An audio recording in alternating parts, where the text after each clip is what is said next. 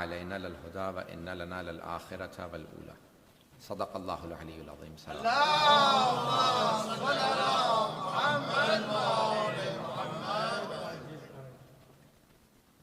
سب سے پہلے تمام حضار محفل کو ولادت باسعادت حضرت امام حسن عسکری علیہ الصلوۃ والسلام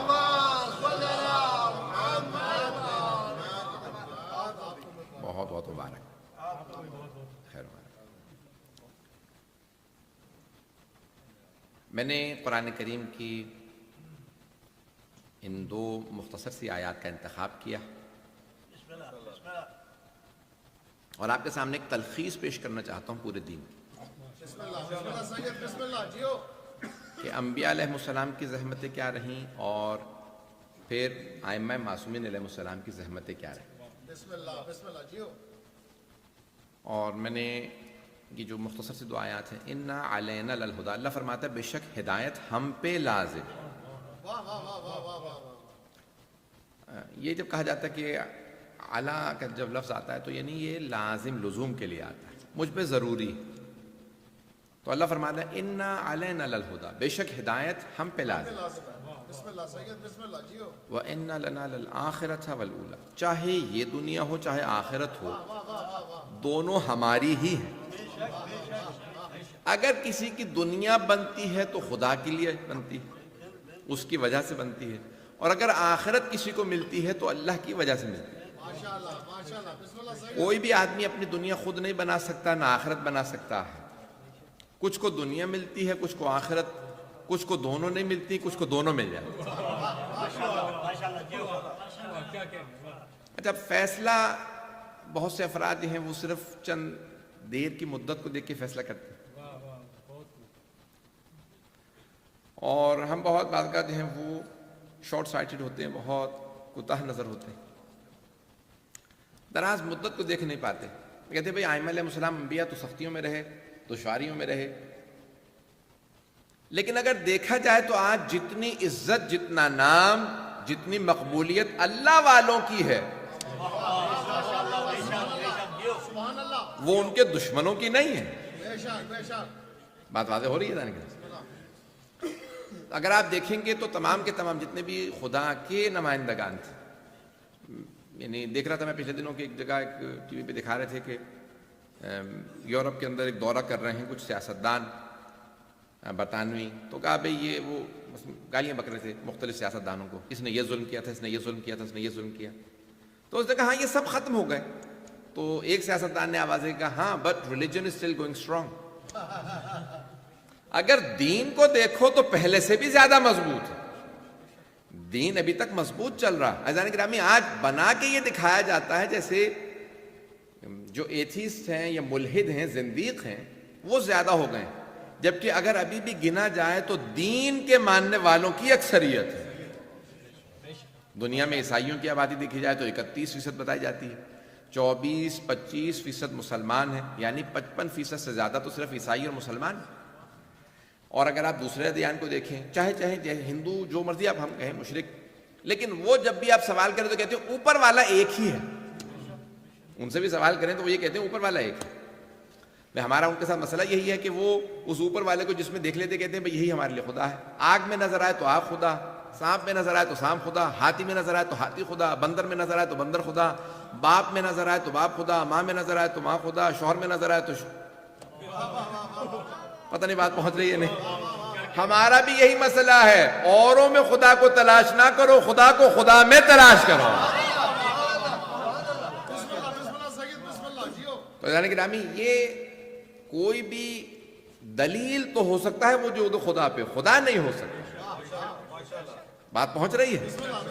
ہمیں رسول خدا خدا تک تو پہنچاتے ہیں، علی مرتضیٰ خدا تک تو پہنچاتے ہیں، لیکن یہ خدا نہیں ہے۔ خدا تک پہنچانے والے ہیں، خدا کی دلیل ہیں، خدا نہیں۔ بات پہنچ رہی ہے؟ تو اب یہ ہم پورا دیکھیں، مشرکین کو، کفار مکہ کو، مشرکین مکہ کو رسول خدا کے خدا سے مسئلہ نہیں تھا۔ جہاں اتنے انہوں نے بتوں کو مان رکھا تھا وہاں پہ ایک اور خدا سے، انہیں مسئلہ یہ تھا کہ رسول خدا یہ نہیں کہتے تھے کہ اللہ ربی، کہتے تھے لا الہ الا اللہ، کہ رسول خدا فرماتے تھے کوئی معبود نہیں سوائے اللہ کے، یعنی وہ نگیشن کرتے تھے، نگیٹ کرتے تھے یہ سارے بت جو ہیں وہ خدا نہیں ہے۔ بات کہہ کے آگے بڑھوں گا۔ محمد والی محمد صلوات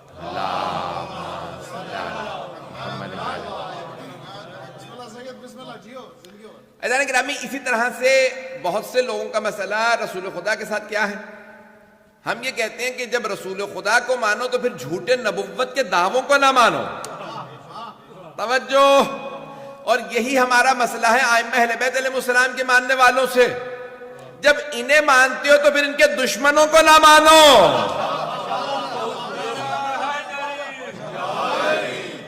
یہ نہیں ہو سکتا کہ آپ کہیں نہیں ہم بھی اہل بیت کو مانتے ہیں لیکن ان کے سارے دشمنوں کو بھی مانتے ہیں۔ عزیزان گرامی، یہ بہت بڑا ایک ایشو ہے، بات واضح ہو رہی ہے مجھے امید ہے۔ تو عزیزان گرامی، اب اللہ نے ایک نظام بھیجا ہے پوری کائنات کے اندر، دین کا نظام بھیجا کہ کچھ چیزیں دنیا کے قوانین ہم خود بنا سکتے ہیں لیکن دین کا نظام ہم خود نہیں بنا سکتے۔ اس دین کے نظام کو پہنچانے کے لیے وہ کہتا ہے ہدایت دینا ہمارا کام۔ کچھ چیزیں اس نے ہمارے سسٹم میں دے دی ہیں، آپ کو اچھائی برائی سمجھ میں آ جاتی ہے، سچ اچھا ہے، جھوٹ برا ہے، عدل اچھا ہے، ظلم برا ہے، لیکن کچھ چیزیں سمجھنے کے لیے اللہ کو انبیاء بھیجنے کی ضرورت ہے۔ پتہ نہیں میں بات پہنچا پا رہا ہوں؟ تو کچھ چیزیں تو ہم سمجھ لیتے ہیں خود سے، ہمارے سسٹم سے سمجھ میں آ جاتی ہیں، لیکن کچھ چیزیں سمجھنے کے لیے ہمیں دین کی ضرورت ہے۔ عزیزان گرامی، ان چیزوں کو سمجھنے کے لیے جن کے لیے ہمیں اللہ کے ہادیوں کی ضرورت ہے، اللہ نے ان تمام ایک کے بعد ایک ہادی بھیجے کہ یاد رکھو کچھ چیزیں خود پہنچ جاؤ گے، کچھ میں سمجھا دوں گا۔ توجہ، بہت سے رشتوں کا پاس تمہیں آ جائے گا، بہت سے رشتوں کا پاس میں سکھا دوں گا۔ مجھے نہیں معلوم بات پہنچ رہی ہے نہیں؟ یہ رشتوں کا پاس شریعت سکھاتی ہے، یہ ماں ہے، یہ بہن ہے، یہ بیٹی ہے، یہ زوجہ، سب کا اپنا اپنا مقام ہے، اس سے زیادہ کھل کے نہیں پڑھ سکتا۔ یہ رشتوں کا پاس شریعت بتاتی ہے۔ عزیزان گرامی، یہ شریعت ہے، شریعت محمدی یا کسی بھی اللہ کی بھیجی ہوئی شریعت کے اندر۔ تو اب اللہ نے انبیاء کو بھیجا، ایک کے بعد ایک انبیاء بھیجتا رہا اللہ۔ اس کے بعد پھر اللہ نے ائمہ علیہ السلام کو بھیجا۔ میں بہت تیزی سے چل رہا ہوں۔ تو اللہ نے سارے انبیاء کو حضرت آدم سے خاتم تک بھیجا، سارے انبیاء دین اسلام ہی لائے، سب کے سب دین اسلام لے کے آئے ہیں۔ جو اسلام سے منحرف ہوتا رہا وہ اپنے آپ کو نیا نام دیتا رہا۔ اسلام سے کوئی ہٹا، اس نے کہا میں یہودی ہوں، کوئی اسلام سے دور ہوا، اس نے کہا میں عیسائی ہوں۔ توجہ، تو دین اسلام ہوا سماکم المسلمون، اسلام جناب آدم بھی اسلام لائے، جناب نوح بھی، سب کے سب اسلام لائے۔ تو رسول خدا نے اسلام کے علاوہ اگر کبھی کوئی لفظ استعمال کیا ہے تو وہ شیعہ لفظ استعمال کیا ہے۔ حدیث میں اور کوئی لفظ نہیں آیا۔ پتہ نہیں بات پہنچ رہی ہے نہیں پہنچ رہی؟ برا نہ لگے کسی کو، کسی اور فرقے کا نام ہم کو نہ قرآن میں ملے گا نہ حدیث میں ملے گا۔ شیعہ بھی فرقہ نہیں ہے، اسلام خالص کے پیروکاروں کا نام شیعہ، خالص اسلام کے ماننے والوں، اسلام محمدی کے ماننے والوں کا، کیونکہ اسلام محمدی ہی کے اندر سب سے اولویت علی ابن ابی طالب ہے۔ محمد والی محمد پرنتر صلوات اللہم صلی علی محمد وعلی۔ بات پہنچ رہی ہے ذہن کی راہ؟ تب خالص ترین افراد جو ماننے والے ہوں گے، رسول خدا کی حدیث ہے علی و شیعتہ ہم الفائزون، علی اور ان کے شیعہ ہی کامیاب ہیں۔ عزیزان گرامی، ایک نہیں، یہ ابن اساکر کو دیکھ لیجیے، شیعہ سنی دونوں علماء نے ان مضامین کی حدیث کو لکھا ہے، اور ابھی آپ کو بہت سے اہل سنت کے بزرگ علماء کا مل جائے گا، فرمان مل جائے گا کہ اگر علی کے ماننا ہی شیعہ تو ہم بھی شیعہ۔ اس لیے بہت سے جو ہیں وہ ہمارے بھائی جو ہیں وہ ہمیں شیعہ نہیں لکھتے، وہ کہتے ہیں رافضہ، وہ کہتے ہیں نہیں رافضی لکھ لو ان کو، رافضہ جمع ہے رافضی کی، تو شیعہ نہ لکھو، کیونکہ شیعہ تو حدیثوں میں آیا ہے، قرآن میں آیا، وَإِنَّ مِن شِيَعَتِهِ لَإِبْرَاهِيمَ، بے شک کہ ان کے شیعوں میں سے ابراہیم ہے۔ اب یہ ان کی، یہ جو ان کہا ہے یہ کس کی طرف اشارہ ہے؟ ان کے شیعوں میں ابراہیم بھی ہیں، ان کے شیعوں میں وہ ان من شیعتہ، ایک کی طرف اشارہ، بہت گھبرا کے مجمع سن رہا، ایک کی طرف اشارہ ہے. بہت سے لوگ کہتے ہیں نہیں یہ حضرت نوح کی طرف اشارہ. عزیزان گرامی احادیث اہل بیت اٹھا کے دیکھیے، ان سے سوال کیجئے، معصومین بتائیں گے. جو قرآن کے ہم پلہ، جو قرآن کے وارث، وہ سمجھائیں گے قرآن کس کی طرف اشارہ کر رہا. آیت الحسن قمی کی تقریر موجود ہے، میرے پاس بھی کلپ موجود ہے. وہ کہتے ہیں کہ انبیاء علیہ السلام نے علی کا شیعہ ہونے میں فخر محسوس کیا.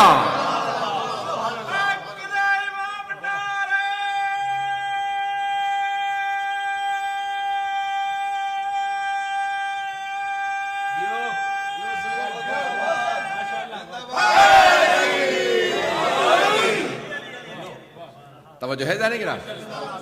تو اب یہاں حضرت ابراہیم علیہ السلام یا دیگر انبیاء علیہ السلام جو خود دعائیں مانگ رہے ہیں پروردگار ہمیں ان کے شیعوں میں قرار دے. کون ہے جن کے جناب نوح کیا ہے، کہیں تذکرہ ملتا ہے کہ ان کے کوئی شیعہ ذکر کیے گئے ہیں؟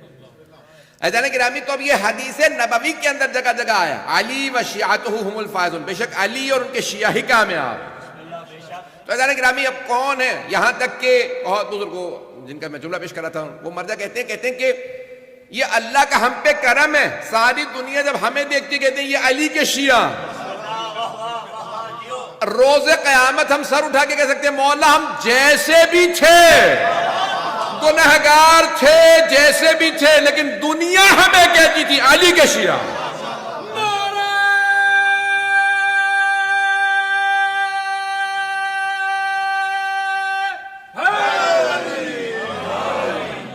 توجہ فرما رہے ہیں جانے گا.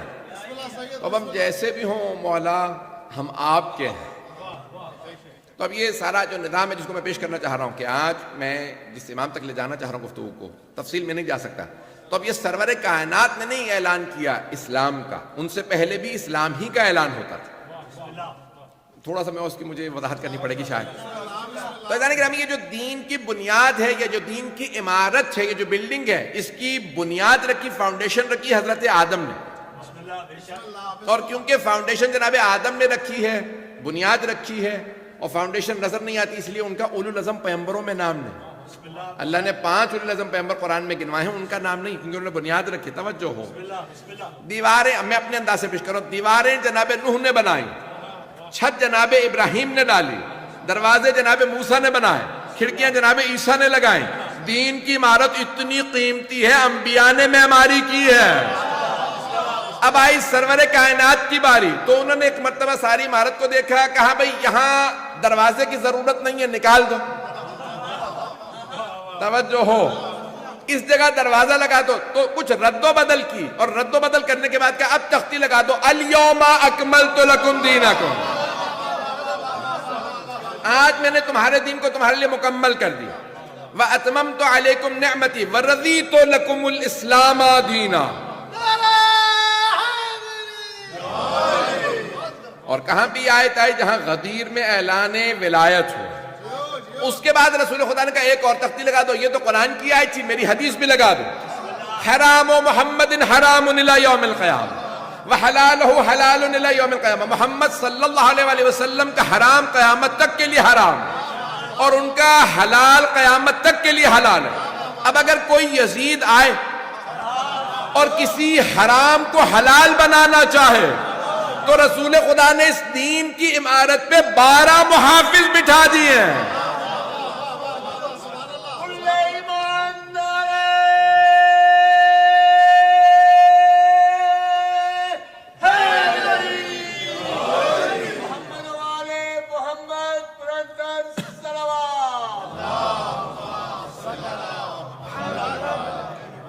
توجہ فرما رہے نا. تو اب یہ دین کی عمارت بہت مضبوط ہے، اس پہ 12 محافظ علی جیسے. انہوں نے حفاظت کی، کیا کچھ ہوا، لیکن انہوں نے کسی حرام کو حلال میں بدلنے نہیں دیا. عزیزان گرامی ہمارا، میں یہاں پہ اپنے تمام شیعہ سنی بھائی سے، مجھے معلوم ہے کہ یہ لائیو جا رہا ہے اس وقت، سب سے میری ایک دعوت ہے، ہمارا کسی کے اہل سنت ہونے سے کوئی اختلاف نہیں. اہل سنت سے مراد ہے سنت نبوی. ہمارا اعتراض ہے والجماعت سے.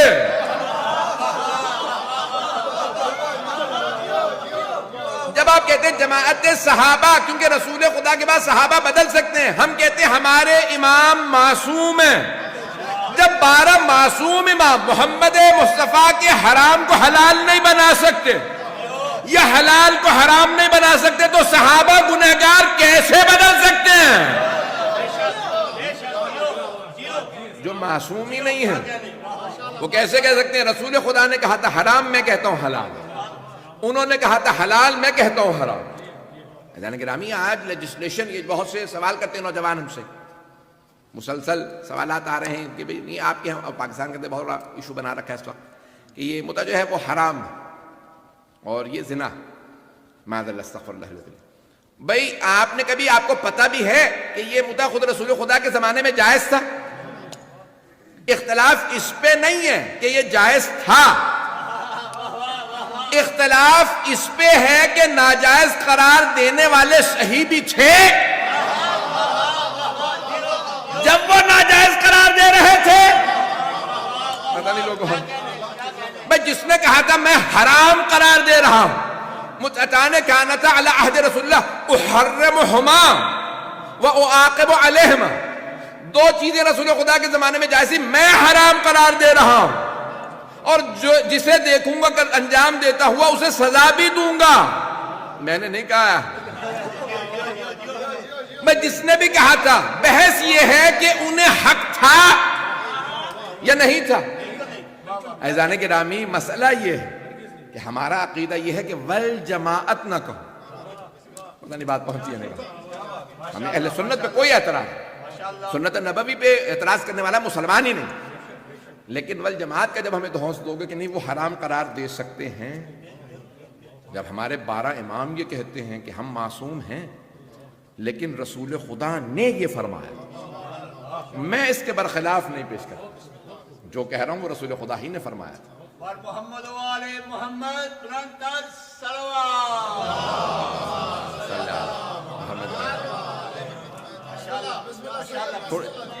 تھوڑی سی تلخ اور سخت باتیں کہوں گا. عزیزان گرامی، اب یہ پوری شریعت جو ہے وہ ہماری شریعت محمدی، کسی اور کو حق نہیں ہے کہ اس کے اندر رد و بدل کر اس میں تبدیلی لے آئے. تو عزیزان گرامی، اب رسول خدا نے 12 محافظ بٹھا دی.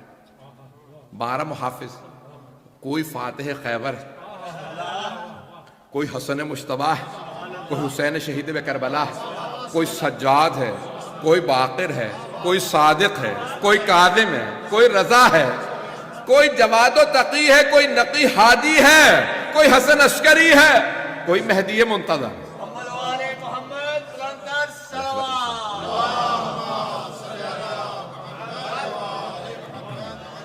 معذرت، یہ چائے پیتا رہوں تو معذرت آپ کو بولا دیں. تو یہ انہوں نے عادت بنا دی میری، میں اللہ بالکل کوشش کرتا ہوں صرف پانی پیوں. اب یہ چائے بنا کے دے دیتے ہیں، اب عادت پڑ گئی. عزیزان گرامی، جو پیش کر رہا ہوں مطالب کہ یہ انبیاء علیہ السلام نے بڑی زحمتیں کر کے دین پہنچائے اور پھر رسول خدا نے ان ساری زحمتوں کے اندر اپنا بھی رنگ ڈالا، اپنی زحمتیں ڈالی اور اس کو 4 چاند لگا دی اور پھر کہہ دیا کہ آج کے بعد سے میرے بعد جو ہیں وہ علی تمہارے امام. بتا دیا، کہہ دیا، پھر بھی میجورٹی نے نہیں مانا. آج مسئلہ یہی ہے. ہمارا اختلاف کیا؟ آج مسلمانوں میں اختلاف یہ نہیں ہے کہ اعلان علی ہوا تھا غدیر میں یا نہیں ہوا تھا. وہ کہتے ہیں اس اعلان کا مفہوم کیا تھا؟ آیا یہ امامت و خلافت کا اعلان تھا یا دوستی کا اعلان تھا؟ اختلاف اس پہ ہے. پتہ نہیں بات پہنچ رہی ہے نہیں پہنچ. اعلان غدیر پہ اختلاف نہیں ہے.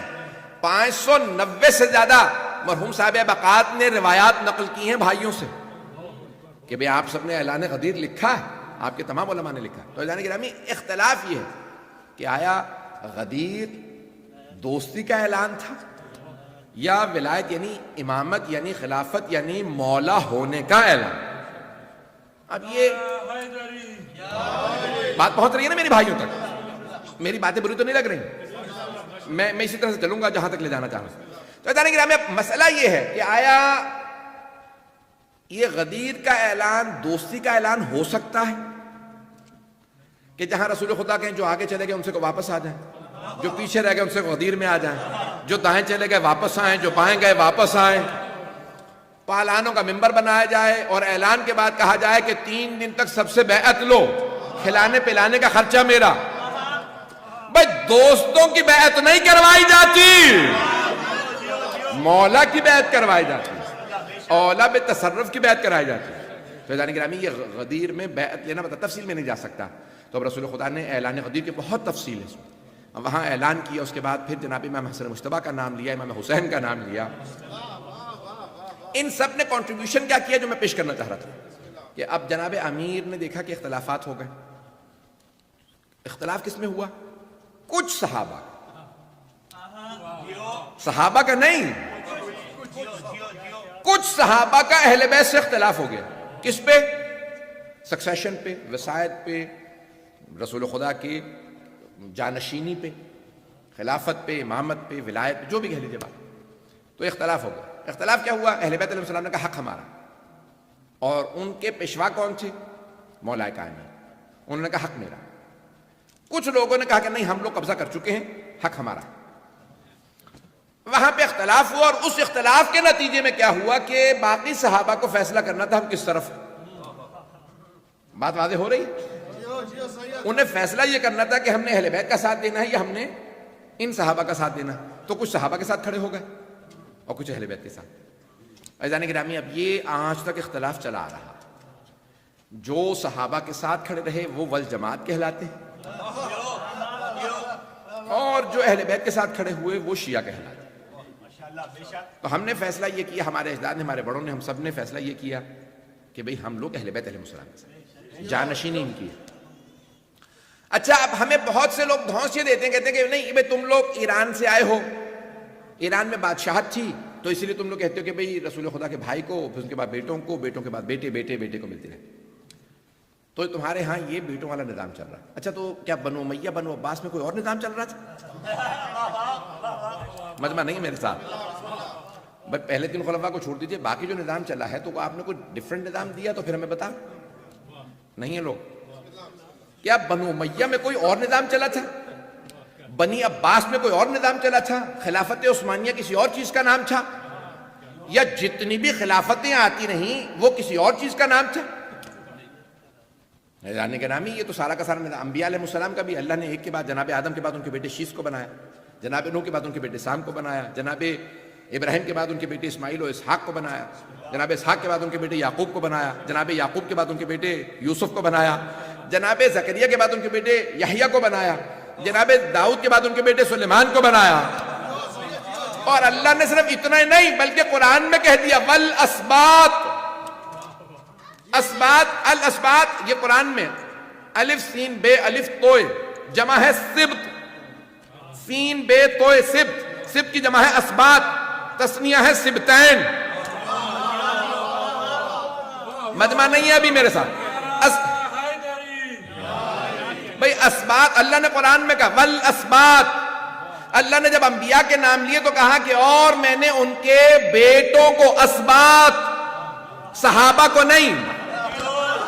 اسباط، سبت، سبتین، اسباط، الف سین بے الف توئے. توجہ، اسباط. سبت نبی کے اس بیٹے کو کہا جاتا ہے جو اس کی نبوت کا وارث ہو. نبی کے اس بیٹے کو کہا جاتا ہے جو اس کی نبوت کا وارث ہو. تو پتہ چلا بیٹا ہی نبوت کا وارث ہوتا ہے، ہمسایہ نہیں، یار نہیں، صحابی نہیں. بات واضح ہو رہی ہے؟ کتنا کھل کے پیش کر سکتا ہوں؟ عزیزان گرامی، قرآن کریم ہے، اس کو سمجھنے کے لیے آل محمد کی ضرورت ہے. تو یہاں قیاس آرائیہ نہیں ہو سکتی کہ انسان کہے میں چلیں یہ استدلال کر لوں. 2 سال پہلے ایک صاحب ہمارے برادر چکوال کے، وہ میرے پاس لے کے آئے کہ یعنی وہ بیچارے مومن تھے، ان کا میری کسی سے بحث ہوئی، انہوں نے اپنے عالم کے پاس لے گئے، انہوں نے آیتیں پڑھی. مولانا صاحب نے، مجھے آیتیں نہیں آ رہی تھی، میں آپ کے پاس لے کے آ رہا ہوں. تو پہلے مجھے وہ کہنے لگے چلیں وہاں پہ، پھر بہرحال آخر میں میرے پاس لے. جب لائے تو وہ مولانا صاحب کے ذہن میں تھا کہ میں حافظ قرآن ہوں، تراویح پڑھاتا ہوں، یہ ان شیعوں کو قرآن کہاں آتا ہے، شیعوں کو کیا پتہ قرآن کیا ہوتا ہے، یہ تو تحریف قائل ہیں، یہ تو نہ قرآن میں وہ ایک ام المومنین کی بکری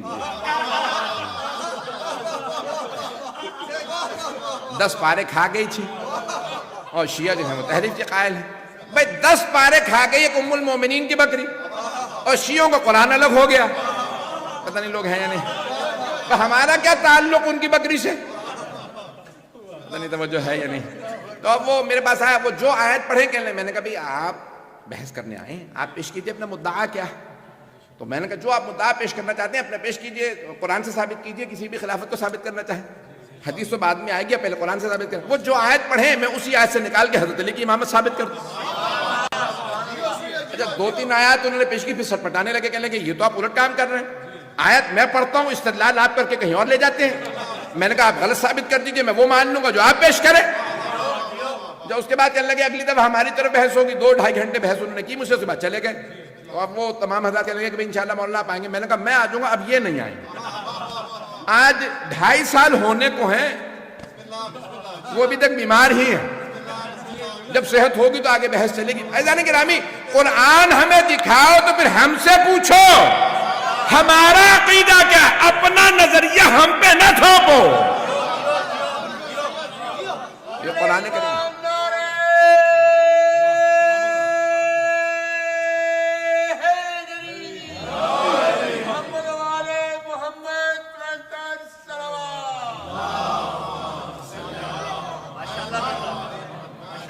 چلیے گا حضرات, یہ گھڑی غلط ہے, میں اپنے حساب سے چلتا رہوں گا. تو عزیزان گرامی میں بہت تیزی سے پیش کر رہا ہوں. تو اب رسول خدا کے تمام کارناموں میں سب سے بڑا کارنامہ یہ کہ آپ نے قرآن پہنچایا اور پھر اس قرآن کا وارث آل محمد کو منوایا. صرف بتایا نہیں, منوایا نہیں ہے حضرات. میں اشارے کر کے آگے بڑھنا چاہتا ہوں, آپ مجھے مجبور کرتے ہیں میں وضاحت کروں. اگر آپ لوگ اشارہ کرنا کہ سمجھ گئی بات, پہنچ گئی, میں آگے بڑھ جاؤں. تو صرف آپ نے بتایا نہیں, تعارف نہیں کروایا, یہ علی, یہ فاطمہ, یہ حسن, یہ حسین نہیں, منوایا. تم اور ہو, یہ اور ہیں, یہ قرآن سمجھتے ہیں. عزیزان گرامی سب کے سب آل محمد کے در پہ آ کے سوال کرتے تھے, یہ آیت سمجھا دیجئے, یہ آیت سمجھا دیجئے. آل محمد سمجھاتے تھے قرآن. جب منوا دیا کہ بھئی مباہلہ کے اندر جب تمام میدانوں میں سب جگہ پہ سب نے ہاتھ تسلیم کر لی, تو پیغمبر مباہلہ میں اہل بیت کو لیا. قرآن کے وارث یہ ہیں. وارث ایسے ہوتے ہیں کہ جن کے مقابلے میں لاکھوں آ جائیں وہ ڈٹے رہتے ہیں, اور بھاگنے والے اور ہوتے ہیں.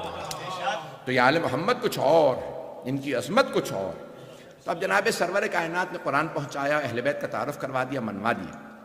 اب جناب امیر نے بڑا سخت ترین دور دیکھا.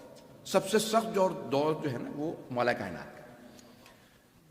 نیا یعنی اسلام ابھی پہنچا ہے. اب جناب میں آپ کو کیسے سمجھاؤں, نیا اسلام پہنچا ہے, 20-22 سال 23 سال ہوئے, پہنچ گیا, لوگوں نے مان لیا, نیا کلمہ پڑھا ہے, نئی بت پرستی چھوڑی, نئی شراب چھوڑی, سارے گناہ تازہ بھی چھوڑے ہیں. اب مولا کیا سمجھتے ہیں, اگر میں نے تھوڑا بھی زور دیا, ان کو ٹائٹ کیا, سزائیں دیں, تو کیا ہوگا؟ بات پہنچ رہی ہے. کتنی ذمہ داری مولا کی سخت ہو گئی. سختی کروں تو پلٹ جائیں, نہ کروں تو حق غصب ہو رہا. دونوں طرف سے مولا پریشانی میں. اب بات پہنچی ہے جانے کے نام. اب مولا کائنات نے کہا کہ بھئی میں اپنی سختی برداشت کر لوں گا, لیکن اسلام لوگ چھوڑ کے چلے جائیں یہ برداشت نہیں کروں. تو اب کہا کہ مولا اس کا فائدہ کیا ہوگا, کہ ان کی نسلیں مسلمان رہ جائیں, یہ جیسے بھی ہوں. میں اگر بعض علماء کے نام لوں نا جو بڑے بڑے صحابہ کی نسل سے, یا علامہ طالب جوہری صاحب, آپ کو پتہ ہے نا کہ پہلے خلیفہ کی نسل سے, پتہ نہیں لوگ ہیں یا نہیں, پتہ ہے صدیقی تھے, نہیں پتہ نا کسی کو دنیا کے اندر. تو اور ان سے کسی صاحب نے شجرہ منوایا کہ آغا مانتے ہیں آپ, لوگ نہیں مان رہے, کہا نہیں ہوں تو. عزیزان گرامی جناب مولا کائنات دیکھ رہے تھے یہ جیسے بھی ہوں, بلکہ آپ اتنی 1400 سال بعد کیوں جاتے ہیں. نہیں حضرات میرے ساتھ, 1400 سال بعد فاسٹ فارورڈ نہ کیجئے, پیچھے آئیے, پہلی ہی نسل مولا کے ساتھ تھی. بات پہنچ گئی. حضرت محمد ابن ابی بکر, انہوں نے کہا جناب مولا کائنات سے کہا میں آپ کے ساتھ, اور ایک دن آنے کے بعد کہا کہ مجھے لوگ تانے دیتے, تو اپنے باپ کو نہیں مانتا, علی کو مانتا. مولا میں کیا جواب دوں. کہا آج کے بعد سے اگر کوئی تانا دینا تو کہہ کہ میں ہوں اس کے سلب سے، لیکن علی کا بیٹا. یعنی گرامی بڑی بڑی زحمتیں جناب مولا کائنات نے کتنا صبر کیا، زحمتیں اٹھائیں اور پہنچایا، دین پہنچایا. اور یہاں تک کہ علامہ رشید ترابی آپ کے ذہن میں ہے نا، بہت بڑا نام تھا، ان کی نسل سے تھے. کسی کو پتا تھا؟ یعنی گرامی کراچی کے اندر بڑے بڑے افراد موجود ہیں بس سارے شجرے لکھے ہوئے. یہ اعزاز ہے. اور وہ خود مرحوم کہتے تھے کہ جناب مولا کائنات نے اسی لیے شاید نے کسی کے اوپر تلوار اٹھائی کہ ہم لوگ نسلوں میں آنے والے تھے، کہ اتنے عاشق اہل بیت، چاہنے والے، کہ جنہوں نے دفاع کیا، صرف اور صرف مانا نہیں، اپنی زبان سے، جسم سے، منبر سے، ہر جگہ سے دفاع کیا آل محمد علیہ. جانے گرامی یہ علامہ رشید ترابی یعنی دوسرے خلیفہ کی نسل سے تھے. اتنے بڑی بڑی جید شخصیات اگر آپ دیکھیں تو یہ مولا کہتے تھے تم نہیں سمجھ سکتے میں کتنی بڑی قربانی دی. دیکھیں مولا کا خود جملہ ہے، بے بس ہو تو کچھ نہیں، لیکن کوئی طاقت رکھتے ہوئے بدلہ نہ لے. شیر ہو، شیر خدا ہو، ذوالفقار کا وارث ہو، خاموش رہے. جانے کے لیے بڑا سخت دور گزرا، بڑا سخت دور. پھر اس کے بعد جناب مولا کائنات نے کیا کیا؟ امام حسن حسین علیہ السلام کو تعارف کروایا، ان کو منوایا. امام حسن مجتبیٰ علیہ السلام کا دور پروپیگنڈے کا دور تھا. مولا کا بھی دور سخت تھا امیر المومنین کا، لیکن کہتے ہیں امام حسن مجتبیٰ کا جو دور تھا نا، وہ دھوکے دہی کا دور تھا، کہ جہاں لوگ پروپیگنڈے کا شکار تھے. اور پروپیگنڈا بھی کس کا؟ جو یزید کا بھی باپ، اس نے پروپیگنڈا کیا مولا کے خلاف. ایسی ایسی سازشیں، ایسے ایسے پروپیگنڈے، ہتھ کنڈے، کہ آج تک لوگ ایسے پروپیگنڈے کے شکار ہیں. انہوں نے 1000 شادیاں کی. ایک بہت بڑے شیخ عالم دین تھے، وہ کہیں جلسہ گیا تھا، اس میں موجود تھے، ان کو تقریر کرنی تھی. آخر میں کسی نے تقریر کرتے ہوئے کہہ دیا کہ امام حسن مجتبیٰ نواسہ رسول تھے، یہ تھا. لیکن انہوں نے 1000 شادیاں کی تھی. شیخ عالم دین آئے، انہوں نے کہا جی ایک بات، مفتی صاحب ابھی آپ نے فرمایا 1000 شادیاں کی تھیں، تو بڑے لوگوں کی بیویوں کے نام آتے ہیں، آپ ذرا 1000 بیویوں کے نام بتا دیجیے. انہوں نے کہا مجھے تو نہیں معلوم. اچھا آپ کو 100 بیویوں کے یاد ہیں نام؟ کہیں 100 کے بھی نہیں یاد. اچھا 10 کے نام یاد ہوں گے؟ کہیں گے نہیں 10 کے بھی نہیں یاد. تو کہیں گے جب آئے ہی تاریخ میں 6 نام ہیں، ایک کا انتقال ہوا، پھر شادی کر لی، پھر انتقال ہوا، تو 6 یا 7 نام آئے ہیں، تو آپ 1000 کیوں بتا رہے؟ جتنے نام آئے ہیں اتنے ہی بتائیے. یہ پروپیگنڈا تو معاویہ کا تھا کہ امام حسن مجتبیٰ کے لیے کہا کہ مجھ سے تو علی نے کہا تھا کہ میرے بیٹے حسن سے کسی سے کہنا کہ اپنی بیٹی کی شادی نہ کریں، یہ رات شادی کرتا دن میں طلاق دیتا. عزیزان گرامی جب علی بن ابی طالب ملے ہی نہیں، پتہ نہیں لوگ ہیں یا نہیں ہیں، یہ اتنا پروپیگنڈا، یہ سارا. تو امام حسن مجتبیٰ کا جو دور تھا وہ بہت پروپیگنڈے، جھوٹے پروپیگنڈے کا دور. چلیں گے حضرات؟ مجھے نہیں معلوم، میں گھبرا رہا ہوں حضرات کو، یہ بہت کھل کے پڑھ رہا ہوں، میرے ساتھ چلتے رہیے گا. عزیزان گرامی اب یہ دور بڑا اختناق کا، بہت ہی نفاق کا دور امام حسن مجتبیٰ کا. اور امام حسن مجتبیٰ علیہ السلام کے بعد جو دور تھا وہ یزید کا.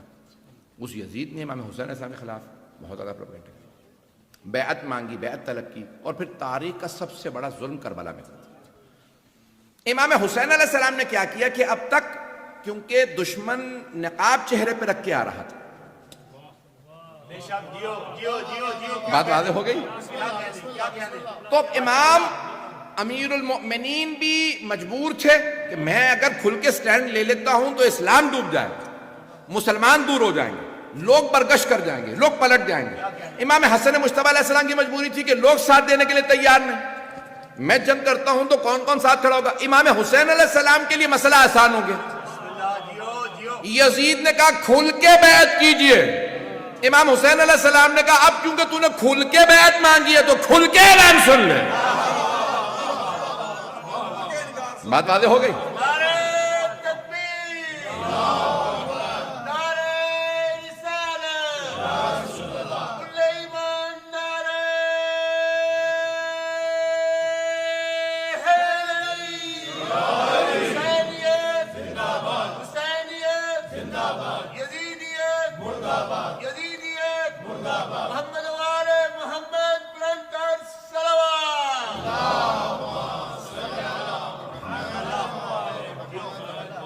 وقت تو تمام ہو گیا.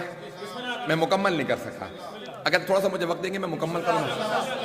تو اب دیکھیں، اب تک لوگ چہروں پہ نقاب رکھے ہوئے تھے، اعلان نہیں کرتے تھے ہم دشمن ہیں، کہتے یہ تھے ہم اپنے ہی ہیں، ہم دین کے ہمدرد ہیں، ہم دین کے وارث ہیں، ہم قرآن کو مانتے ہیں، نمازیں پڑھا رہے تھے، پڑھ نہیں رہے تھے۔ تو عزیزان گرامی، اب یہ کیفیت ایسی تھی۔ امام حسین علیہ السلام کے دور میں کیا ہوا؟ بہت آسان ہو گیا معاملہ۔ آنے والا عقل نہیں رکھتا تھا، سوجھ بوجھ نہیں رکھتا تھا، توجہ، لاعب القمار شارب الخمور، کھلم کھلا شراب پینے والا، جوا کھیلنے والا، توہین کرنے والا۔ اب امام حسین کے لیے آسان ہو گیا، اس مانگ بیعت، انہوں نے کہا ہم چھپ کے مانگیں گے دارالامارہ میں۔ امام نے کہا اگر اچھا کام ہے تو یہاں کیوں کر رہے ہو؟ مسجد نبوی میں بیعت مانگو، میں سب کے سامنے جواب دوں گا، توجہ، میں سب کے سامنے جواب دوں گا، مسجد نبوی میں بیعت کا تقاضا کرو۔ کہا نہیں حسین، آپ کے لیے بھی اچھا رہے گا، ہمارے لیے بھی اچھا ہے، یہیں تنہائی میں بیعت کر لیجئے، سب کو پتہ چلے گا۔ مولا نے کہا نہیں، تم سب کے سامنے تقاضا کرو بیعت کا۔ اب ایک مرتبہ مسجد نبوی کے اندر مروان و ولید نے کہا حسین کیا فیصلہ کیا؟ کہا سب کے سامنے پوچھ، میں اعلان بتاتا ہوں، کب بیعت کرنی ہے؟ یزید کی آپ سے بیعت کی گئی ہے، تقاضا کیا گیا۔ کہا مجھ جیسا اس جیسے کی بیعت نہیں کر سکتا، مثلی لا یبایع مثلا، زمین تو آسمان سے مل سکتی ہے، مجھ جیسا اس جیسے کی بیعت نہیں کر سکتا۔ عزیزان گرامی، اب مولا جانتے تھے کہ یہ بیعت کا دھبا لگانے کی بار بار کوشش کی جائے گی، نہیں پہنچا پا رہا، بیعت کا دھبا بار بار لگانے کی کوشش کی جائے گی، اس نے کر لی بیعت، اس نے کر لی، اس نے کر لی۔ عزیزان گرامی، مولا نے بس ایک جملے میں سارے دھبے دھو دیے۔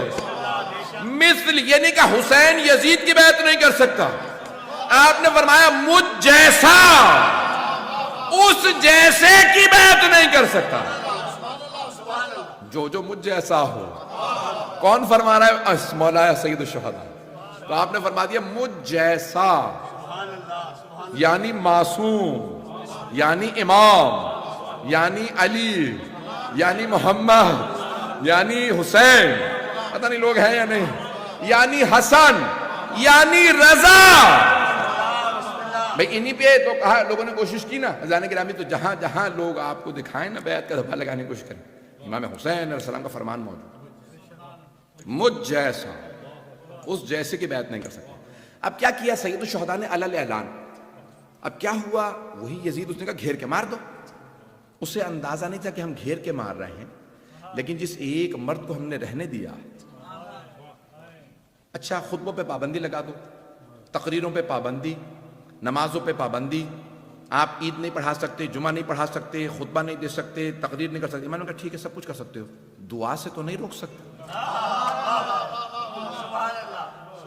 امام سجاد علیہ السلام کا دعاؤں سے تو نہیں روک سکتے۔ امام نے بیٹھ کے دعائیں میں پروردگارہ محمد و آل محمد پہ درود بھیج، ان کی عظمت کے صدقے میں عطا فرما، وہ جو تیرے سب سے مقرب ہیں۔ اب مانگ دعا رہے ہیں، اسی دعا میں ساری تبلیغ۔ امام نے تعارف کروایا آل محمد علیہ السلام کا، اپنی دعاؤں کے ذریعے سارا دین پہنچایا، اس کا مجموعہ بنا صحیفہ سجادیہ۔ اب وہ سب پریشان کہ ہم نے ان پہ پابندیاں لگائی تھیں، انہوں نے دعاؤں کے ذریعے ساری تبلیغ کر دی۔ توجہ، اب امام نے جو دعاؤں میں سارے آثار رکھے تھے، پانچویں امام نے باقر العلوم ہوتے ہوئے وہ ساری کی ساری آبیاری کی، انہیں پودے لگا کے درخت بنا دی۔ پتہ نہیں بات پہنچ رہی ہے نہیں پہنچ رہی۔ پانچویں امام نے ساری دعاؤں کو پنپنے دیا، انہیں پلنے دیا، اور جب وہ پہنچی تو درخت بن گئے۔ اب عزیزان گرامی، وہ پانچویں امام علیہ السلام نے ہر جگہ بات پہنچا دی، ہر جگہ مدینے سے بات ہر جگہ پھیلنے لگی۔ چھٹے امام نے آ کے دیکھا کہ اب یہ پھل پک چکا، اس کے بیج کو یہاں سے کاٹ کے اور جگہوں پہ پہنچانے کی ضرورت ہے۔ آپ نے ایک یونیورسٹی کی بنیاد رکھی، 4000 علماء کو دعوت دی، آؤ آ کے پڑھو، فرقے کی بھی قید نہیں۔ امام نے نہیں کہا کہ تو آئندہ فقہ حنفی کی بنیاد رکھے گا، چلا جا، نہیں حضرات، جانتے تھے کون، نہیں کہا اٹھ جاؤ، جانتے تھے یہ امام مالک ہے، 7 سال پڑھتے رہے، امام نے کبھی نہیں کہا اٹھ جا۔ ہاں ٹوکا، دنیا کی محبت دل سے نکال، ہماری محبت کو دل میں سمو.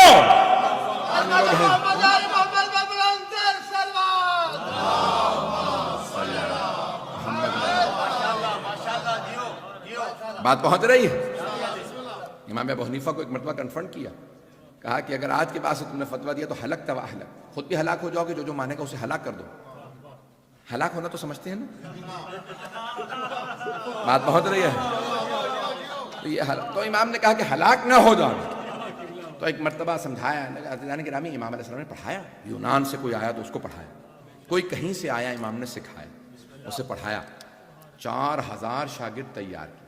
اب جب چھٹے امام علیہ السلام نے اس درخت کو پروان چڑھا دیا, پھل کو کاٹا, ہر جگہ پھیلا دیا, اب سارے دشمن خائف ہوئے, کہا ان کو روکو. تو انہوں نے 7ویں امام کو قید کر دیا. قید خانے میں بھی امام نے تبلیغ جاری رکھی. توجہ ہو, اب دیکھیں کوئی بھی قید خانے میں ہو نا تو پریشان ہو جاتا ہے, ڈپریس ہو جاتا ہے, اور وہ وہاں جا کے بددعائیں کرنے لگتا ہے, رونے لگتا ہے. 7ویں امام زندان میں کہتے ہیں پروردگارہ تیرا کیسے شکر ادا کروں, میں نے تجھ سے تنہائی مانگی تھی, تو نے ایسی تنہائی دی ہے کہ نہ سوائے تیرے کوئی اور ہے نہ سوائے میرے کوئی اور. جتنے بھی زندان بدلتے تھے وہ دیکھتے تھے کہ جو زندان کا دروغہ ہے وہ سن کے انہی کا ہو رہا, جو جاسوس بٹھا رکھے ہیں وہ جاسوسی کم کرتے ہیں, مرید زیادہ بنتے ہیں. پتہ نہیں لوگ ہیں یا نہیں. سپاہی بدلنے لگے, دروغہ بدلنے لگے, بار بار جاسوس بدلے جاتے, دروغے کیوں اتنے دروغہ بدلے گئے. عزیزان گرامی وہ امام علیہ السلام کا پیغام پہنچتا رہا. بغداد کے زندانوں سے ہر جگہ پہ بات عام ہوتی رہی. وہ 7ویں امام پہ پابندیاں بٹھاتے, امام کہتے تم پابندیاں لاؤ, پابندیوں کے توڑنے والے آل محمد. حضرت یوسف علیہ السلام دعائیں مانگ کے زندان گئے, رب السجن احب الی مما, پروردگارہ یہ جو مصر کی خواتین مجھے جس کام کی طرف دعوت دے رہی ہیں اس سے بہتر ہے میں زندان چلا جاؤں. اور اگر کوئی زندان میں ہو اور وہاں پہ بد کرداروں کو با کردار بنا دو, اسے موسیٰ بن جعفر کہتے ہیں. پتہ نہیں بات پہنچی ہے ہمیں کو. یہ امام کاظم علیہ السلام کا. بھئی وقت تمام ہو گیا, میں چلنا چاہ رہا ہوں, چل تھوڑی سی دیر. تو اب 7ویں امام علیہ السلام نے اس اختناق کے دور کے اندر لوگوں کی کردار سازی کی. اب 8ویں امام کو ولی عہدی مل گئی. بھئی تضاد ہی بتا رہا ہے ان خلفاء کا, کچھ لوگ پہنچ رہے ہیں. تضاد, کنٹرڈکشن. ایک باپ کہتا ہے زندان میں رکھو, بیٹا کہتا ہے ولی عہد بناؤ. تو باپ صحیح تھا یا بیٹا؟ پتہ نہیں لوگ پہنچ رہے ہیں نہیں پہنچ رہے. ہارون نے زندان میں رکھا, ایسا ہی ہے یا نہیں؟ اور مامون نے کہا کہ ولی عہد بنا لوں. انہیں سمجھ ہی نہیں آ رہا تھا, کنفیوژن میں ایک آدمی پاگل ہو جاتا, کیا کروں کہ ان سے مجھے تائید مل جائے.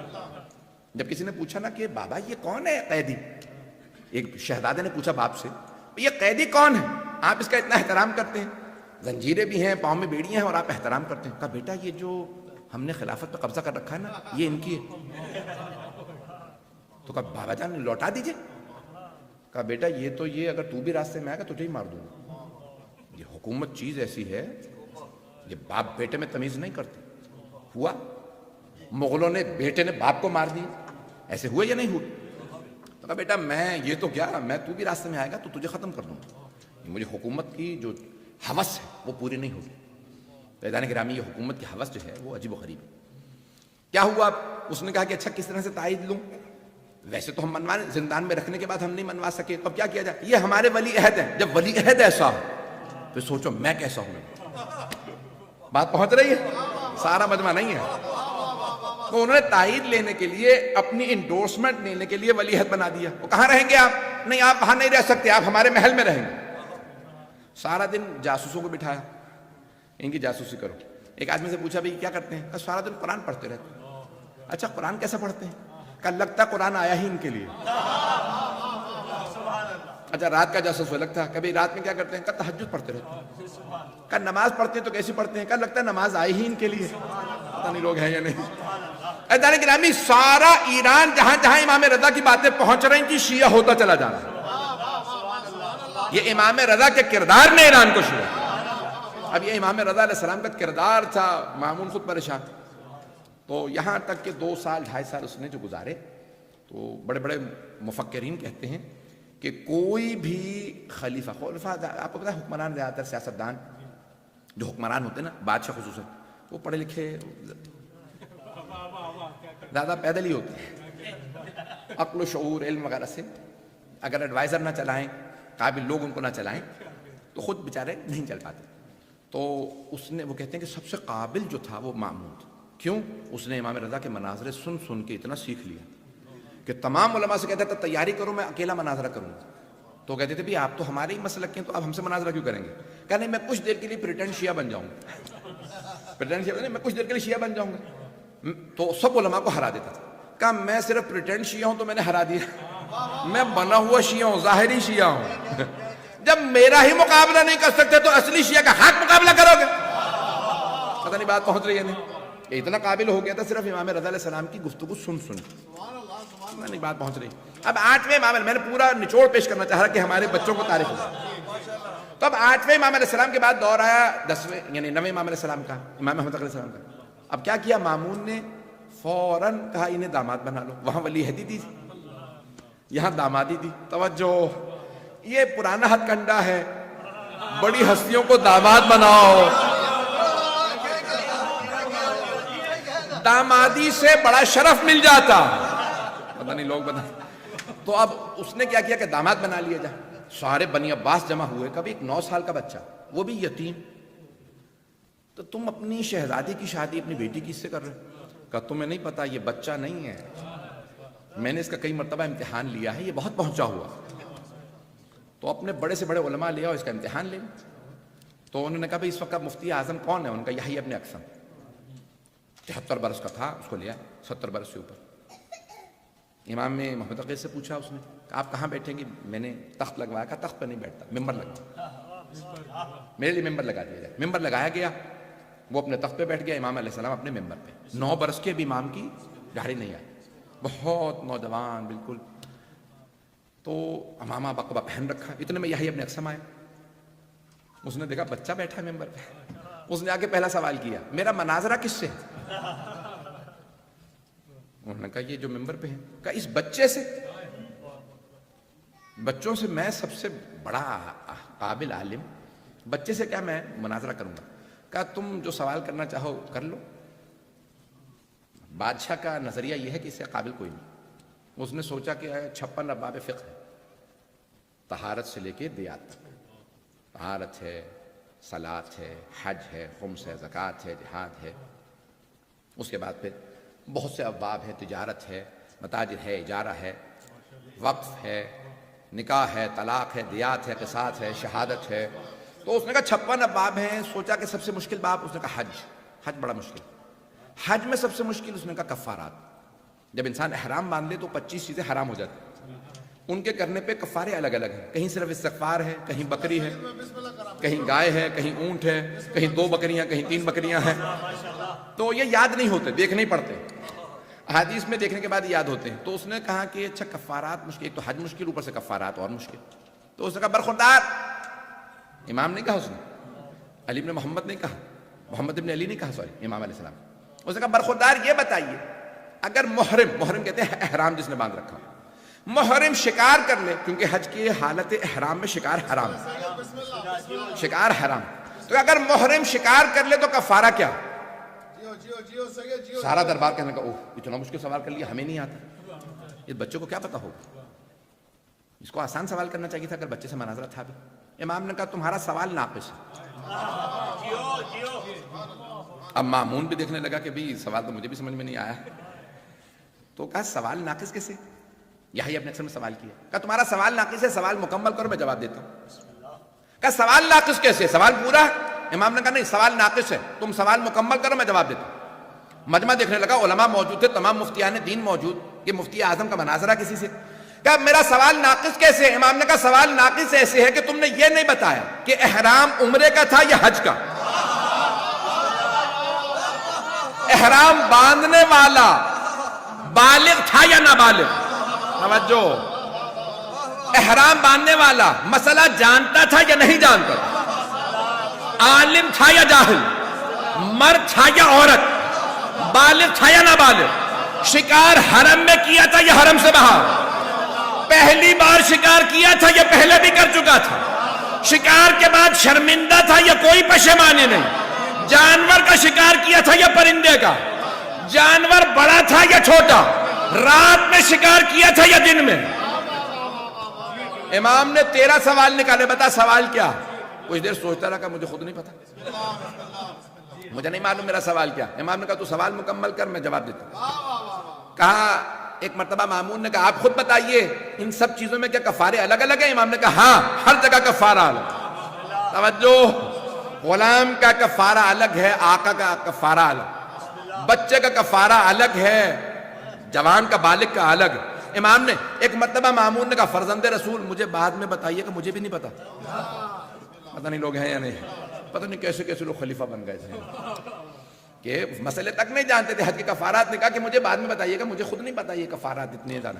عزیزان گرامی، یہ 9ویں امام علیہ السلام کا، اب یہاں تک علامہ محمد باقر مجلسی نے بہار میں لکھا ہے 16,000 لوگ سوال کرنے آئے پورے عراق سے۔ کہاں؟ بغداد۔ ایک بچہ ہے ہر سوال کا جواب دے دیتا۔ کبھی یہ بچہ کون ہے؟ ارے یہ وارث ممبر سلونی ہے۔ احمد محمد علی محمد برانتر سرور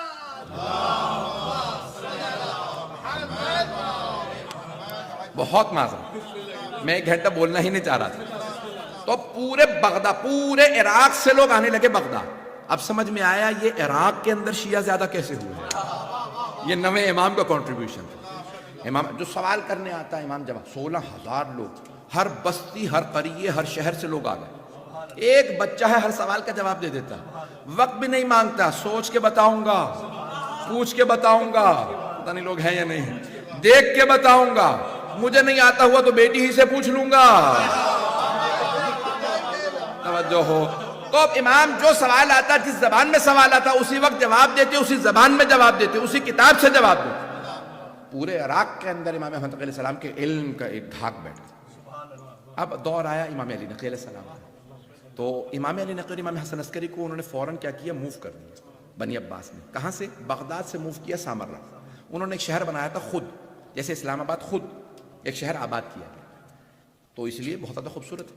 تو انہوں نے بھی سب جگہ دیکھی، ان کا یہ دجلہ یہاں سے گزر رہا ہے دریا کے پاس، پرانے زمانے میں پانی کا مسئلہ زیادہ تھا، پائپنگ کا سلسلہ نہیں تھا، تو انہوں نے کہا یہاں بناتے ہیں، خوبصورت ہے، موسم اچھا ہے، تو اس کا نام رکھیں گے سرہ مرعا، جس نے دیکھا اسے سرور ہوا۔ سرہ مرعا نام رکھا، وہیں سے ہو گیا سامرہ، سامرہ سے سامرہ رہ گیا۔ بات پہنچ رہی؟ اب وہ لے گئے امام علی نقی علیہ السلام کو امام حسن عسکری کے ساتھ، وہیں پہ رکھا کہ ان کو نظارت میں رکھو، ان کو جاسوسی میں رکھو۔ کیوں؟ کیونکہ پیغمبر فرما گئے میرے 12 وصی ہوں، صرف حسن و حسین 2 بھائی ہوں گے، باقی سب بیٹوں میں بیٹا۔ توجہ ہو، دوبارہ بھائیوں میں امامت جمع نہیں ہوگی، حسن و حسین کے بعد امامت کبھی بھائیوں میں جمع نہیں ہوگی۔ بھئی یہ 10ویں ہیں، انہی کے پوتے نے سارے ظالموں کے تخت الٹنے، تو ہر ظالم کو خود پتہ ہوتا ہے، کوئی اسے کہتا رہے بڑے اچھے آدمی ہیں، وہ اپنے گریبان کو خود جھانک کے بتا سکتا ہے میں ظالم ہوں۔ انہوں نے سب نے اندازہ لگا لیا کہ ہم سب کے تخت الٹ دیے جائیں گے، تو اب کیا کیا انہوں نے؟ جاسوسی، 10ویں امام 11ویں امام السلام دونوں کو وہیں پہ رکھا، وہیں پہ ان کے دونوں کے روزے، اسی لیے دونوں کہا جاتا ہے عسکریین۔ 5 منٹ مجھے دیں گے، میں اسی پہ مکمل جانے کے نام عسکری ہیں، اور 10ویں امام السلام کا عسکری یعنی فوج والا، اور ویسے بھی بیرکس سے، وہاں فوجی بیرکس سے، اسی لیے کہا جاتا تھا، وہ تمام بیرکس کی وجہ سے ان کو جو فوجی چھاونی تھی کہ بھئی یہ سارے معسکر اور فوجی، فوج والے، تو وہیں پہ امام کا نام۔ اب اللہ نے نام حسن عسکری رکھا تھا، تو ایک مرتبہ متوکل عباسی ظالم بادشاہ تھا، امام علی نقی علیہ السلام کو لے جانے لگا، فوج سے کہا سب اس پہاڑ پہ چڑھ جاؤ، ابھی بھی جائیں گے نا تو وہاں پہ ایک انہوں نے خود بنا رکھا کہ اس پہ سب پوری فوج ہاتھوں میں اسلحہ لے اور زمین پہ نیزے مارو، تلواریں چلاؤ اور گرز مار مار کے آوازیں بلند کرو، ان پہ روب بیٹھ جائے، اتنی فوج۔ تو امام علی نقی، یہ ہمارا محل ہے، یہ میرا باغ وحش ہے، زو بنا رکھا تھا، اس میں اتنے شیر ہیں میں لے کے آیا افریقہ سے، یہ ہے وہ ہے، امام پہ روب بٹھانے لگا، امام بھی مسکرا رہے ہیں، ٹھیک ہے۔ اتنے میں کہنے لگا یہ ساری میری فوج ہے، اشارہ کیا، سب فوج نے ایک مرتبہ گرز اٹھائے، کہا بادشاہ سلامت، حکم دیجئے کسے مارنا۔ اس نے ایک مرتبہ امام علیہ السلام کو دیکھا، کہا دیکھ رہے میری فوج کتنی؟ امام علیہ نقی علیہ السلام نے امام حسن عسکری کی طرف اشارہ کیا، کہا ذرا بیٹا اپنی فوج بھی دکھاؤ اسے، توجہ ہو، اپنی فوج بھی دکھاؤ، اسے کہتے ہیں فوج والا، عسکری یعنی فوج والا۔ تو امام حسن عسکری علیہ السلام نے ہاتھ سے اشارہ کیا،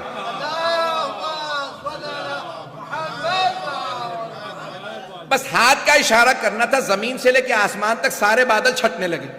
جب بادل چھٹے تو ایک مرتبہ ملائکہ نظر آنے لگے، ایک ایک فرشتہ ساری فوج سے بڑا تھا، جن کے ہاتھوں میں لوہے کے گرسے، جن سے آگ نکل رہی تھی. ایک مرتبہ سب کہنے لگے فرزند رسول حکم دیجئے کسے مارنا، اگر کہے تو متوکل کو اٹھا کے لے جائیں جہنم میں پھینک دیں. ایک مرتبہ متوکل بے ہوش ہو کے زمین پہ گر گیا، اور جیسے اس کے چہرے پہ فوجیوں نے پانی ڈالا ہوش میں آیا تو اس نے کہا کہ آئندہ کبھی فوج نہ بلائیے گا، میرے تو وڈیرے بھی کہہ گئے اگر آپ نہ ہوتے تو ہم ہلاک ہو جاتے.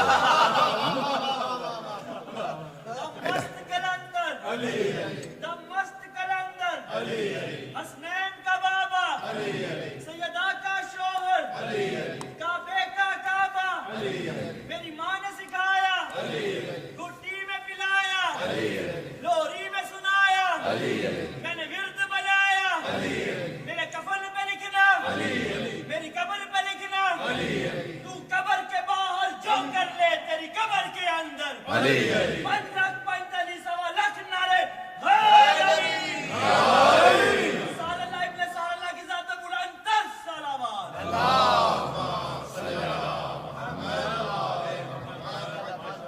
بات واضح ہوئی ہے ذہن گرا. تو اب یہ امام حسن علیہ السلام کا دور، جہاں بچپنے میں ایسی فوج، تو ایک مرتبہ نام سب کے سب کہنے لگے ارے وہ عسکری، وہ فوج والا. فیضان گرامی یہ امام حسن علیہ السلام کی ہیبت سب پہ بیٹھا. بادشاہ ان کے نام سے خوف زدہ ہونے لگا، ارے وہ بچہ تو اشارہ کرتا ہے تو ملائکہ آ جاتے ہیں، اس کی فوج ایسی ہے جس کا رعب بہت زیادہ ہے. فیضان گرامی یہاں تک کہ جو 11ویں امام کا دور تھا، آپ نے اس دور میں جس قدر ہو سکا نمائندگان اپوائنٹ کی اور سب کو بتاتے رہے جب آؤ تو اپنے 12ویں سے خمس کا حساب کرو. خمس کہاں پہ خرچ کیا جائے گا؟ علی بن مہزیار احواز سے آتے، ساؤتھ آف ایران سے آتے سامرہ میں. تو مولا نے پورا ایک نیٹ ورک بنایا، پورے کے پورے عالم اسلام میں جال بچھایا، وکلا کا، سفراء کا، اور سب سے کہا بس ایک کام کرنا، ہر شیعہ کو بتا دینا ہم نے 12ویں کو دیکھ لیا، اور ان کو تعارف کرواتے رہے. لیکن ابھی اعلان نہ کرنا کیونکہ سارے دشمن انتظار میں ہیں 12واں آئے اور ہم قتل کر دیں، تو ان کی حفاظت بھی میرے ذمہ ہے. توجہ ہو، بات واضح ہوئی ہے ذہن گرامی. اب 11ویں امام کی 2 ذمہ داریاں تھیں، 12ویں امام کی حفاظت اور ان کا تعارف. وہ تعارف بھی کروا رہے تھے، ان کی حفاظت بھی کر رہے تھے. اب بات واضح ہوئی. تو 11ویں امام علیہ السلام نے بڑے پیارے انداز سے ان کا تعارف بھی کروایا اور ان کی حفاظت بھی کی. اور پھر جب قرآن کے خلاف مسئلہ بنا تو اس مسئلے کو بھی حل کیا جو آپ کے ذہنوں میں واقعہ ہے. عزیزان گرامی، 11ویں امام علیہ السلام نے ایک اور بہت بڑا کارنامہ انجام دیا، اسی پہ تمام کروں کہ جہاں چھاونیاں تھیں، جہاں پہ سب کے سب مختلف مسالک کے اندر جا رہے تھے، مختلف فرقے بنائے جا رہے تھے، امام علیہ السلام نے وہیں پہ بنیاد رکھی. کہا یہ میرے بابا کا حرم، وہاں روضہ بنایا، ساتھ ہی میں اپنی قبر تیار کی. کہا یہاں مجھے دفنا دینا. جہاں پہ لوگ درگاہوں پہ جا رہے تھے، امام نے بتایا حرم بدعت نہیں، امام نے خود اپنے بابا کا حرم بنایا، وہیں پہ آ کے عبادت کرتے. عزیزان گرامی، اس کا مطلب ہے امام سکھا کے جا رہے ہیں ان مقدس مقامات پہ عبادتوں کا ثواب زیادہ ہے. بات واضح ہوئی ہے عزیزان گرامی. آپ اپنے بابا کی قبر کے بالکل ساتھ اپنی آپ نے بنا رکھی تھی قبر مطہر، وہیں پہ تیار، وہیں پہ اپنی عبادات کرتے، اعمال انجام دلاتے. اور عزیزان گرامی، جب 12ویں امام صاحب کی آمد ہوئی تو آپ نے ان کا تعارف بھی کروایا اور اپنی پھپھی کو اور دیگر رشتہ داروں کو ملوایا، اور پھر سب کو بتا دیا کہ یاد رکھو کہ کائنات کا نظام ان کے ذریعے چلتا رہے اور آج تک نظام باقی ہے. یہ ائمہ علیہ السلام کا کنٹریبیوشن تھا. اگر میں چاہوں تو اب یہ 1.5 گھنٹہ 11ویں امام پہ بولوں. میں آپ کی زحمتوں کو تمام کر رہا ہوں. آئیں ذرا ہاتھوں کو بلند کیجیے گا. پروردگارہ، آج کے اس میلاد کے صدقے میں، اس جشن کے صدقے میں جتنے بھی شرکت کنندگان ہیں، خاص طور سے جو ہمارے جو آج کے جشن کے بانی ہیں مصطفی قادری صاحب، پروردگار سب کی توفیقات میں اضافہ فرما. جتنے لوگوں نے پڑھا، جتنے نے سنا، جتنے لوگوں نے اس میں جس طرح سے بھی حصہ لیا، ان سب کی توفیقات میں اضافہ فرما. ہم سب کی عاقبت بخیر فرما. ہم سب کو زندگی میں بار بار امام حسن عسکری علیہ السلام کی زیارت نصیب فرما. آخرت میں ان کی شفاعت نصیب فرما. پروردگارہ ہمیں جنت البقیع دوبارہ تعمیر ہوتا دیکھنا نصیب فرما. دشمنان اہل بیت کو نیست و نابود فرما. داعش و طالبان کو آل سعود کو غارت فرما. اس وقت عراق میں، شام میں، بحرین میں، یمن میں، افغانستان میں، کشمیر میں، برما میں، فلسطین میں، نہ جانے کہاں کہاں حالات خراب ہے، سب کی حفاظت فرما. پروردگارہ جو ہاتھ بلند ہے کسی کو رد نہ فرما. پروردگارہ بہت سے لوگ مریض ہیں، سب کو شفا کاملہ عاجلہ عنایت فرما. کرونا وائرس کا خاتمہ فرما، پروردگارہ جہاں جہاں مومنین بسیں سب کی حفاظت فرما،